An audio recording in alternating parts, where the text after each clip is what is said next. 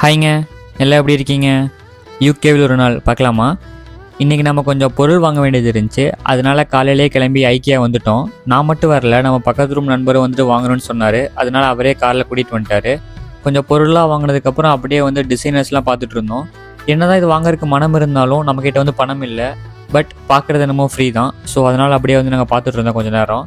இதெல்லாம் பார்க்கும்போது தான் தோணுச்சு, நம்ம வந்து நெக்ஸ்ட் டைம் வீடு கட்டும்போது இந்தளவுக்கு பிரம்மாண்டமாக இல்லைனாலும் நம்மளால் முடிஞ்ச அளவுக்கு ஏதோ கொஞ்சமாக வந்து டிசைனர்ஸ் கொஞ்சமாக இது பண்ணணும் அப்படின்னு தோணுச்சு. உங்களுக்கு நான் நிறைய இது அட்டாச் பண்ணுறேன். நீங்கள் சொல்லுங்கள், உங்களுக்கு வந்து எந்த மாதிரி டிசைனர்ஸ் பிடிச்சுன்னு சொல்லி கமெண்ட் பண்ணுங்கள். அதுக்கப்புறம் அப்படியே வந்துட்டு ஒவ்வொன்றும் வந்து எனக்கு பர்சனலாக பிடிச்சிருந்துச்சி. அதில் எனக்கு ரொம்ப பிடிச்சது வந்து இது தான். ஏன் அப்படின்னா, ஒரு பையன் வந்து அவன் அம்மாட்டையோ இல்லை ஒய்ஃப்டையோ வந்து இந்த மாதிரி கிச்சனில் உட்காந்து பேசும்போது ரொம்பவே நல்லாயிருக்கும். அதுக்கேற்ற மாதிரி வந்து டிசைனர் இருந்துச்சு. நான் அப்படியே எங்கள் அம்மாவுக்கு வந்து இந்த வீடியோ கால் பண்ணி காமிச்சிட்டு இருந்தேன். இந்த மாதிரி வந்து என்னோடய குழந்தைகளுக்கு வந்து இந்த மாதிரி பண்ணி கொடுக்க போகிறேன், இந்த மாதிரி அவங்களுக்கு நான் வந்து டாய்ஸ் வந்து வாங்க போகிறேன் அப்படின்னு சொல்லிட்டு இருந்தேன். அதுக்கு உடனே எங்கள் அம்மா வந்துட்டு அதுக்கெலாம் வந்து வயசு வரும், காலம் பதில் சொல்லணும்னு சொல்லிட்டு எங்கள் அம்மா சொல்லிட்டாங்க. அதுக்கப்புறம் நான் வந்து சரி கலாய்க்கிறாங்கன்னு சொல்லிட்டு நான் ஃபோனை கட் பண்ணிட்டேன். அதுக்கப்புறம் அப்படியே வந்து ஃபிட் செக்கப் போட்டுட்டு கிளம்பி வந்தாச்சு. அதுக்கப்புறம் வந்து அப்படியே அந்த ஃப்ளவர் ஜோனில் அப்படியே ஃப்ளவர்ஸ் பார்த்துட்டு இருந்தோம். எல்லாமே வந்து பிளாஸ்டிக் ஃப்ளவர்ஸாக தான் இருந்துச்சு, எதுவுமே வந்து நேச்சுரலாகவே இல்லை.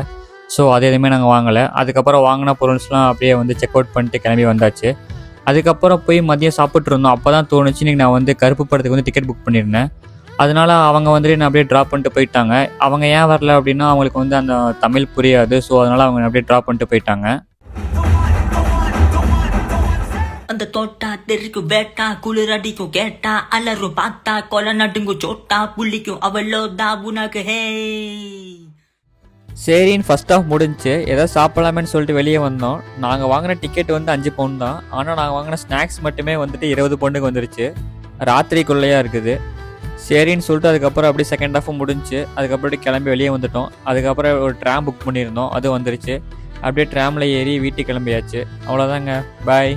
வீடியோ முடிஞ்சு. கருப்பா வர்றான், வலி மறிக்காது.